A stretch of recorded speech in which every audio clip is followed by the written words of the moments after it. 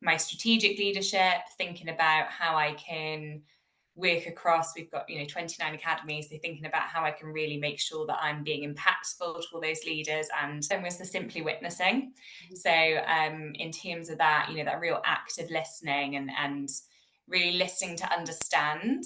I think I'm quite guilty of listening to solve problems. So that was something I was already aware of that I did as leadership, but having that model to really think about recognizing it more clearly in myself, but also having a model to help me move forward the ego states and using that with different leaders that maybe I find more challenging to work with just because of different personality types, different leadership roles, how I can step back into that adult state and bring that person along with me and bring them out of their child state. There's been a couple of leaders that I've worked with in the role where I've, really had to cultivate and practice that. So again, having that model, I think, although I could recognize that in myself, having those models to sort of guide me through it. So again and again is the balcony dance floor analogy, having that, that real mental model of those states that I fall into. So like I said, moving from that organizational leadership role into that strategic role, that really landed with thinking about, I was 100% on the dance floor when I was, deputy head within a school. It was getting things in place, really busy.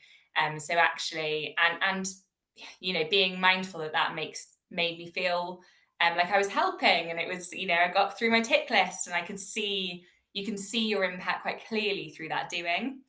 So I was really conscious that as I went into this more strategic leadership role, really being conscious about being on the balcony, looking at that, taking the time, which can feel quite confronting when it's that deep thinking and you don't necessarily have the tick list of things that you've done today to show that deep thinking. Framed resilience for me. I think I saw resilience as being putting on that armor and getting through it and moving through those challenges, rather than actually thinking about the longevity of that resilience and that kindness to yourself, and thinking about actually being resilient is allowing myself the time and space to reset, be mindful so that I can be showing up more, again giving yourself that kindness and grace to serve yourself, to serve others.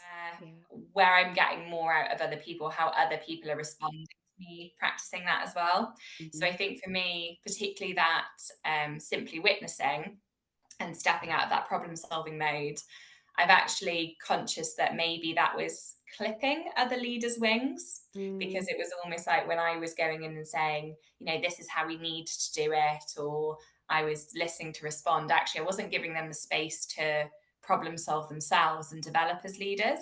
So I think it's been really interesting to see the difference in the way others are responding to me consciously cultivating that as well. And we've loved it so much that we're rolling it out to all our Senkos as well. So I think that's showing the impact of how much impact it's had on myself, that we're thinking we want to share this with as many other leaders as we can. So yeah, absolutely, been really impactful.